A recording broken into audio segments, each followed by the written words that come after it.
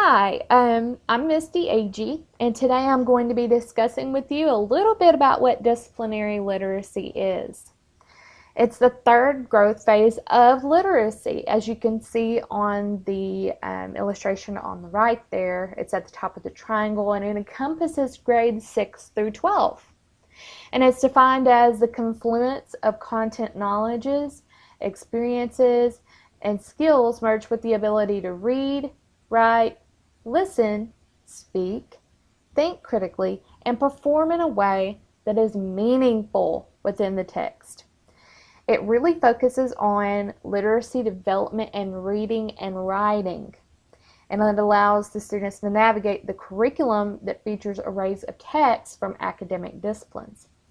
It really focuses on having the teachers model that the disciplinary literacy so students can read, write, think, communicate, everything like that, like scientists and historians do and mathematicians do, for example. So how is it different from content area reading? Well, as you can see, disciplinary literacy, it's that students can develop deep conceptual knowledge by using habits of reading, writing, talking, and thinking. Whereas content area reading just simply helps students better understand what they read in whatever area course that they're in. Of course, like it says here, disciplinary literacy, it takes the cake because our students need to have those strategies and skills to develop those deep conceptual knowledge. It's just like one of my teachers told me, it's one thing to know and it's another thing completely to understand. So why is disciplinary literacy important? Well, it supports student literacy and learning. And the teachers just develop the instruction to apprentice students to negotiate the text. Of course, I need to model that, but students really need to know individually how to negotiate that text because I cannot do their work for them. I can't hold their hand through every little thing. They're going to be able to have to do that on their own. And it really shows the discipline-specific ways, and it shifts focus off of the content area mindset that I talked about in the previous slide. It just really focuses on that deep understanding. So, going to talk a little bit now about disciplinary literacy strategies for math. With any of the disciplines, students need to read and write a lot, and they need to have those visual literacy strategies down that the teacher needs to model. The students read the titles and headings to give a reader preview. As I just mentioned, teachers need to model how to read these. It really reconceptualizes what a text actually is. It reminds students to read and interpret every feature of the text, and it looks back and forth between those components. The strategies for science are what? That students read and write a lot.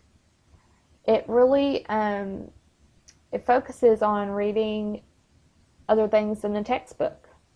For example, they need to use those visual literacy strategies, of course, but in essence, the students divide their attention sometimes across the textbook and other outlets. Like, for example, if it's a science lab that day, they might be going between the text, they might be going between the lab itself, and they might be doing a lab report, for example.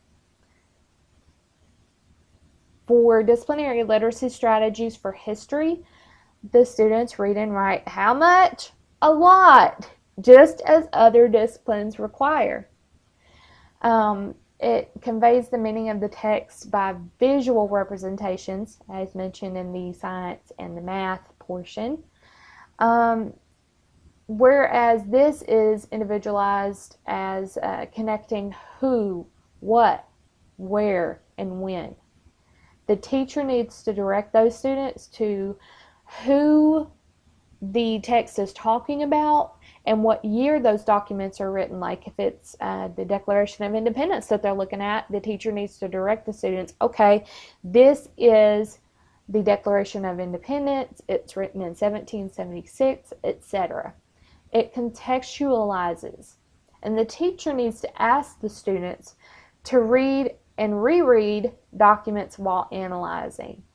The students may not be able to pick up all the information just by reading it one time, so the teacher needs to definitely get those students to read and reread those documents while they analyze it along the way.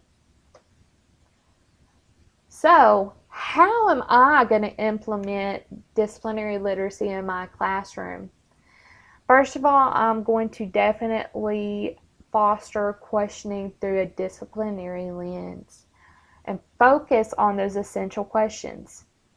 I'm going to have the students engage in questioning themselves, either by asking me questions or asking themselves questions. They might be more comfortable with doing that with their other classmates.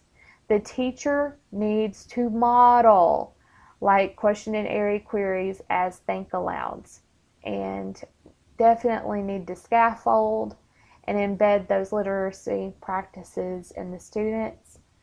And last, my favorite, make disciplinary literacy interesting instead of boring rambling of facts and uninteresting text. There's nothing a student hates more than just boring reading. That definitely needs to be interesting and catch the student's attention, and that way I can scaffold those interests in those students. So I hope that you have enjoyed my presentation on what disciplinary literacy is and the strategies, and as to how I'm going to implement that in the future. Thanks, everybody.